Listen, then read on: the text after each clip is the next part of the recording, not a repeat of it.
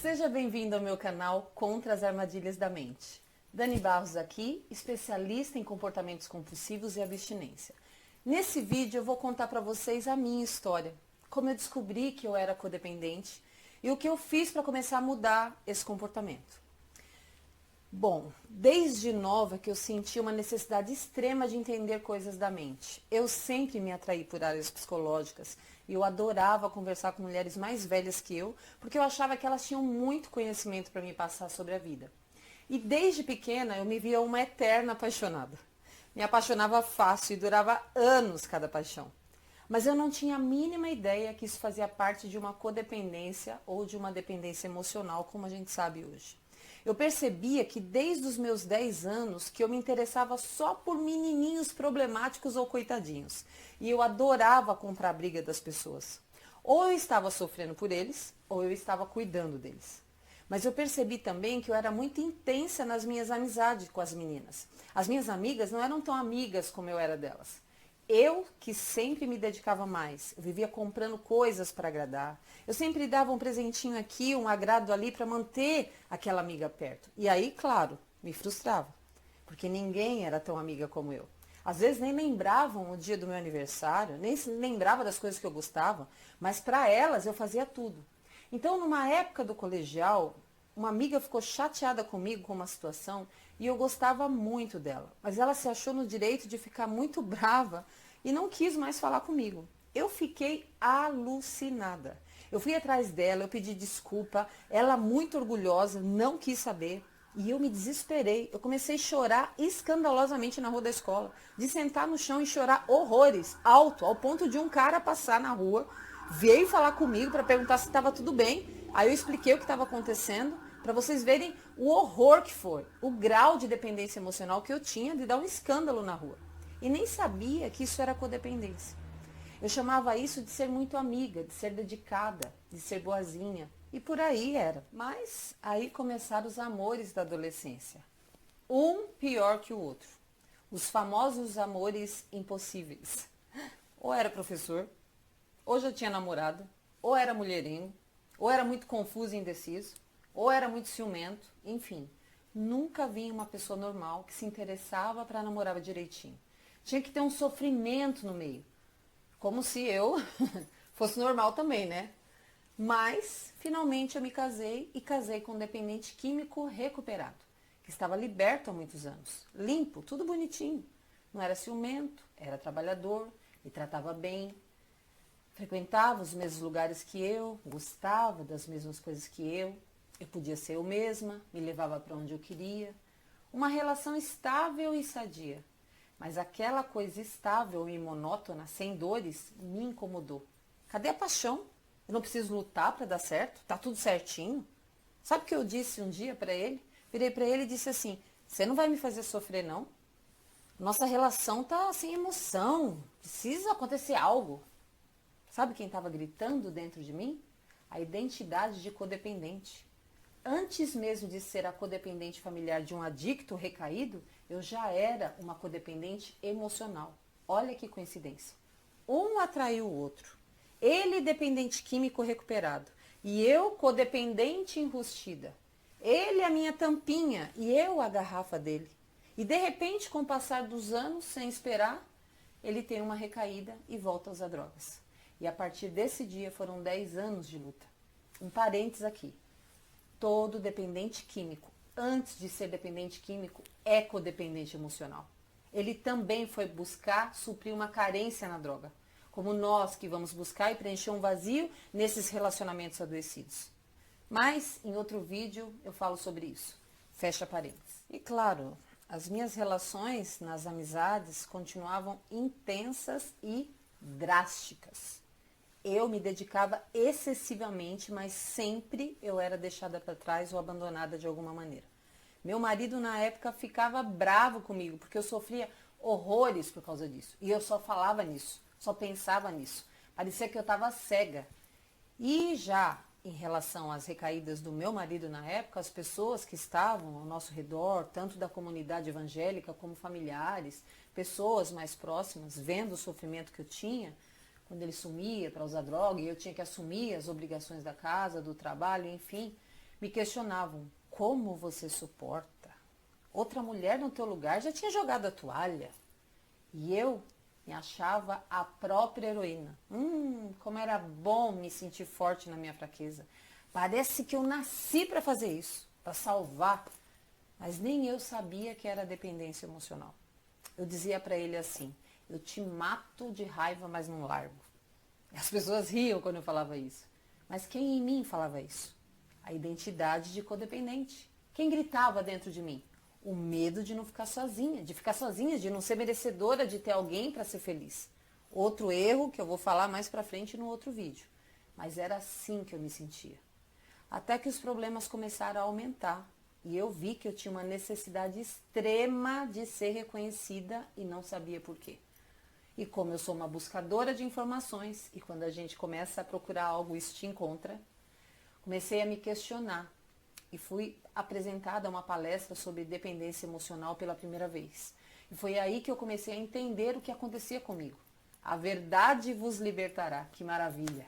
Estava chegando algo para mim, para eu me enxergar e me tratar definitivamente. E eu comecei a entender que havia uma contaminação em mim, uma contaminação psicológica, e que eu tinha desenvolvido isso a partir da minha história de vida, que tinha a ver com as ausências na minha vida, na infância, e que eu inconscientemente projetei para a vida adulta durante toda a minha história.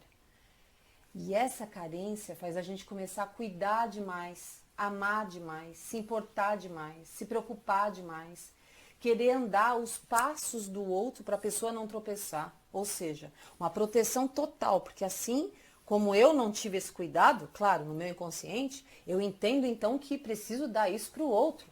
E isso se torna uma missão de vida, a qualquer custo. Mesmo que eu fosse humilhada, mesmo que eu perdesse a dignidade, tudo para não perder o amor do outro. Então, uma pessoa doente assim não se interessava por alguém que dava carinho, que dava atenção, respeito, dedicação, porque o meu cérebro não reconhecia o amor nesse comportamento. Somente era amor quando doía, quando eu sentia a dor da rejeição. Aí era amor, mas era um amor distorcido na minha visão. Isso nunca foi amor, mas eu me apaixonava pela dor. O amor só era amor se doesse. Veja só uma coisa. Todo mundo já ouviu essa pergunta uma vez na vida. Que tipo de pessoa que você quer para você? Aí você responde, alguém que me respeite, que queira estar comigo, que se importe comigo, que me dê 4 abraços por dia, mulher adora, que ligue de hora em hora. E quantas vezes você se apaixonou por uma pessoa assim? Nunca. Eu não queria esse tipo de pessoa, porque não doía. Aliás, a gente pensa ser uma pessoa chata, pegajosa, não é assim? Mas está tudo errado, está tudo errado. E eu estava atraindo pessoas adoecidas porque eu estava adoecida. Ou também eu posso dizer que eu estava adoecendo pessoas do meu lado porque eu estava adoecida. Nós também podemos adoecer uma relação com excesso de proteção, de ciúme, de controle, porque nós estamos adoecidos. Pessoas doentes de ciúme são chamados de puta codependentes. E outra, sabe essas pessoas que matam por amor? Não justifica, óbvio, mas são pessoas codependentes extremamente adoecidas. Mas quem olhava para pessoas como eu dizia, nossa, que pessoa forte, que pessoa segura, madura, que postura que me ensina a não desistir, que me ensina a passar por cima de tudo para salvar um casamento. E esse tipo de pessoa forte atrai quem? Pessoas fracas, inseguras, que precisam de ajuda, de uma direção. E na verdade eu tinha uma coisinha bem pequenininha, invisível, chamada codependência emocional. A codependência tem padrões de comportamento para encobrir uma dor, porque às vezes eu não sei lidar com ela. A codependência é um desequilíbrio emocional que necessita de aceitação. O medo de não ser aprovado é enlouquecedor. A gente vive passividade nos relacionamentos para não sentir rejeição. Uma necessidade de suportar qualquer situação por medo de ficar sozinha, de achar que não merecia ter paz, por conformismo, às vezes, da nossa parte. Mas você precisa pensar, eu preciso mudar para viver melhor para mim, nem pelo outro, nem por ninguém, por mim. E sem consciência não há cura, porque alguém sempre fica para trás num relacionamento de dependência emocional. ou alguém é sufocado demais, ou alguém é sugado demais.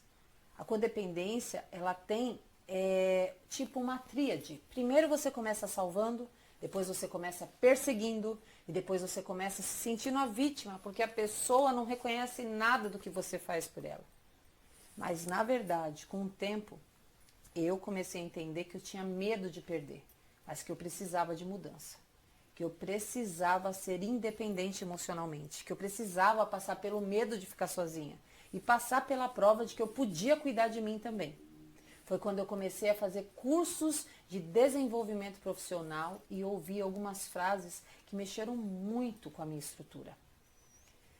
Uma delas foi o seguinte: não esquenta, tá tudo certo, cada um tem a vida que merece. E o palestrante repetiu: cada um tem a vida que tolera. Você é o culpado de acontecer essas coisas na sua vida. Você tem os relacionamentos que você escolhe. Você se coloca em segundo lugar. Então, é isso que você é. Se você quer ter outro tipo de pessoa, você vai precisar se tornar outro tipo de pessoa. Você só tem aquilo que você é. Aquilo me arrebentou. E uma outra frase também foi: sabe por que mulheres namoram prisioneiros ou continuam em relacionamentos apanhando? Porque elas entendem que não conseguem nada melhor do que aquela pessoa. Depois daquele dia, e depois de muitas outras palestras que eu ouvi sobre desenvolvimento profissional e pessoal, eu me vi no espelho e percebi que agora era hora de pagar o preço por mim, de me salvar. A guerreira precisava se salvar. E eu comecei a acordar. E tudo que eu já tinha ouvido começou a surtir um certo efeito em mim. E dói. Se salvar é a coisa mais horrível para quem é dependente emocional. É quase que perturbador, porque não sabemos por onde começar. Mas eu encontrei um caminho e eu vou compartilhar isso com vocês nesse canal, nos outros vídeos. Mas essa mudança vai ser ruim no início, mas é só um mau pedaço de um bom caminho. A codependência, ela tem a mesma raiz da dependência química, o vício.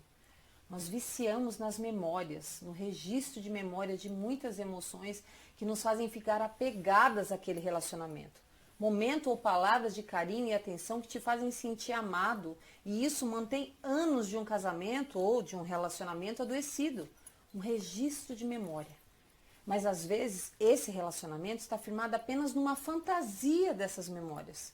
Não sobrou mais nada, mas você continua insistindo, apegado a essa memória.